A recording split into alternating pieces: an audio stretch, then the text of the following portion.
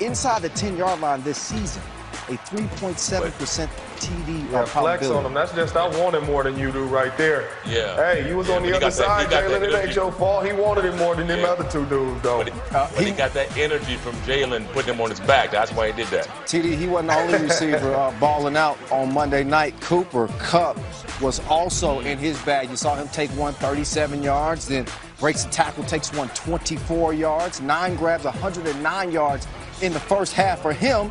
And then on the other side, it was Robert Woods, JJ, doing his thing. This one goes for 35 yards.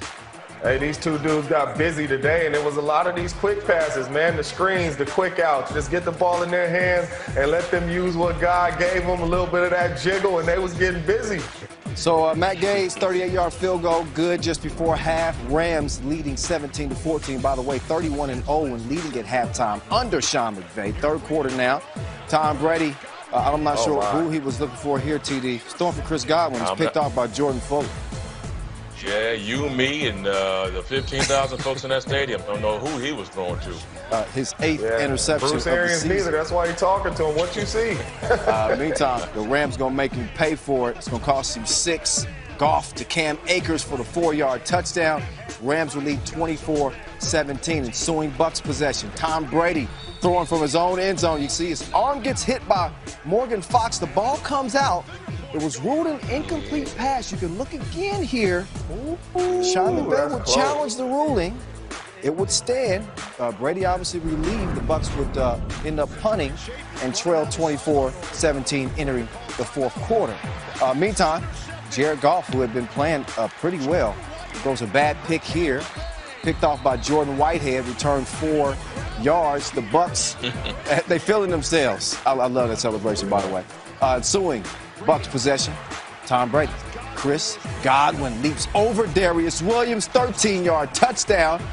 Buccaneers tie this thing up at 24 apiece, TD. What an athletic play right here from Godwin. Yeah, that was beautiful, man. Listen, he smelled that end zone. He would refuse to be denied. First receiving touchdown since week 7, ensuing Rams possession. They got to do something with it. So why not hit that guy? Cooper Kupp gets both feet inbounds, big third down conversion. Drive continues 4 plays later. Matt Gay, the game riding on his foot at this point, 40-yard field goal. Good in the hood, G. Rams lead 27-24. Ensuing Bucs possession, 2nd and 10. They're on 38, under 2 minutes to play, and only a timeout left. Tom Brady looking for Cameron Brate, picked off by Jordan Fuller. One more again. Brady's 2nd interception of the game. Jared Goff is loving it. His team making moves in the NFC playoff picture as they improve to 7-3. Bucs drop to 7-4. Rams get it done 27-24. Obviously, a lot of conversation about Tom Brady at the end of this one, throwing that huge pick at the end of the game. Threw it a ton of times, nearly 50 times he threw this football tonight, JJ. What were your impressions of Tom Brady tonight in this loss? Man, to be honest with you, I mean, Tom looked bad. And you watching him play this football game tonight, I mean, some of these interceptions that he throws, you're looking at him like, what are you looking at? I mean, these are throws that we're not used to Tom Brady making. I've been on TV. I've been saying that Tom Brady is not the Tom Brady of old. You see this right here. These are throws that are just clearly overthrows. Tom Brady just throwing it to the other team. And for Sean McVay to say on 3rd and 8, we have the ball on the 20-yard line to run the ball and say we're going to settle for a field goal because we believe in our defense and we don't believe that Tom Brady could drive this ball down the field and score on us. That lets you know what they're thinking about Tom Brady as well. But some of these throws tonight, man, it was average Tom Brady. And I'm watching the game and I'm like, this is not the Tom Brady that we're used to seeing. I mean, look at some of these passes that he's throwing. And the whole stadium, like TD said, was looking like, what is Tom doing? This Rams defense got after him, made it hard on him, but and the Rams defense is able to seal it. Goff and the Rams victorious, moving to 7-3. That's the 4th loss of the year for the Buccaneers.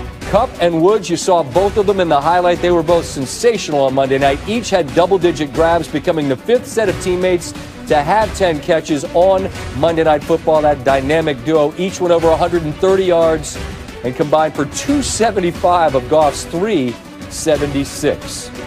Speaking of Jared Goff, he's with Lisa Salters in the T-Mobile post-game coverage. Jared, the offense seemed to stall just a little bit in that second half, but you were able to manufacture enough for that game-winning field goal drive. Just what was... Last drive, we just got back to ourselves. I was making some pretty dumb mistakes, honestly, at the end there. Just not taking care of the ball and being smart with it. And we got back to ourselves in the last drive and put some points on the board. Now, what made you think... Did you think that how confident were you that field goal was going to be enough? Yeah, you never know. I mean, whenever Brady's on the other side with that much time, you never know. Our defense stepped the hell up today. I'm sorry, excuse me. Our defense stepped up and did a great job, and that's a good offense we played today and a good defense. We did a great job. You had 39 completions tonight, one off the Monday Night Football record. You were able to connect with Robert Woods and Cooper Kupp all night long. Just describe the impact that those two especially had in the game. Yeah, it's about time we started to click a little bit in the pass game, and it was a fun night. It was a fun night. Those guys were having a good time, getting open, and we were able to find them. Now, we keep talking about team identity. You know what you have in your defense, but what did your guys on offense show you tonight? We're versatile, I think. We've been running the ball really well all year, and they were doing a good job stopping the run. It's one of the best run defenses in the league, and had to throw it around a little bit, and we did a great job. Congratulations on the win. All right, thank you. I appreciate it. All right, as he jogs to the locker room, the work of Riddick and Greasy not quite done. Fellas, we watched a couple of really good teams, I think, and the stout defense of the Rams, Lewis, I'll start with you. What does it make them in the NFC picture, in your opinion? I think it makes them a definite NFC title contender because they can play many different styles. They have guys who are shutdown type of guys on the defensive side with Jalen Ramsey. They can play zone coverage with good eye discipline and good vision on the quarterback and intercept the ball and turn it over. Look, Aaron Donald wasn't even a factor tonight. You didn't even really hear his name, and yet they were still able to come up with big plays and turnovers, which is something that Sean McVay wanted them to do. And they went against a very high-powered offense and basically, in crunch time, rendered it useless. You got to give credit to Brandon Staley, their defensive coordinator, too. This was probably the biggest stage of his career. The first time defensive coordinator calling plays this year, and he takes over for a legend in Wade Phillips, a controversial decision by Sean McVay to bring him in, and he has been outstanding. He has gotten young guys coached up, Darius Williams of the world, Micah Kaiser playing well, guys that nobody really heard of, Scotty, coming into this season. They're playing at a high level, and they're playing connected, and you could see that tonight. Ryan, I'll stay with you. Tom Brady against the best defenses in the NFL. Where are we right now? Well, I think you're looking at this team, okay? It's not all Tom Brady. You're looking at the Bucs team, and everybody wants to talk about all of the core vets out there, all the guys that throw the football to, but that's not how football works, Scotty. You know that. You have to play together. You have to be familiar with each other. There were some throws downfield today that we don't typically see from Tom Brady, and some recognition by him downfield, some misses. Throwing two balls to Jordan Fuller that look like they're coming down as a punt. I mean, it's just right into his hands. We don't see that from Tom Brady. That's not an arm strength issue or anything like that. That is a recognition and having time together as an offense.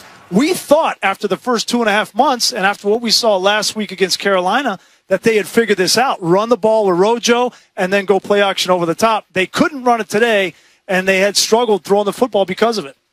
Yeah, I think one of the things they're going to have to do, though, in crunch time, you see who they went away from. Mike Evans was going pretty good early on in this football game, and then in crunch time, when they threw to him, he was there. He was able to really deal with Jalen Ramsey, and they had a nice battle going on. When Tom started throwing the football down the middle of the field and started going away from Mike Evans is when some of the mistakes were happening. Now, that's not to say that you take away any credit from the Rams because they were playing great team defense. But I think as they go down the stretch here, they have to go to their moneymakers. Mike Evans has to be the guy in crunch time that they always dial up, and they have to just make sure that they don't lose him at crucial moments in football games. And I thought they lost him here tonight. I have one thought for Tampa Bay, and not just specific to them, fellas, but really to any of these teams that find themselves in the playoff mix, but with 4 losses. You're going to be on the road. But this year, without fans in stadiums, I just wonder what that really even means, Lewis. If you guys could just each give me a thought on what road playoff games this season represent. Yeah, when you don't have any fans in the stands at all, it really doesn't represent anything other than the inconvenience of traveling. and going to not sleeping in your own bed, being around your own surroundings. Because I can just tell you this, every single team we've talked to has said this, the no having fans in the stands.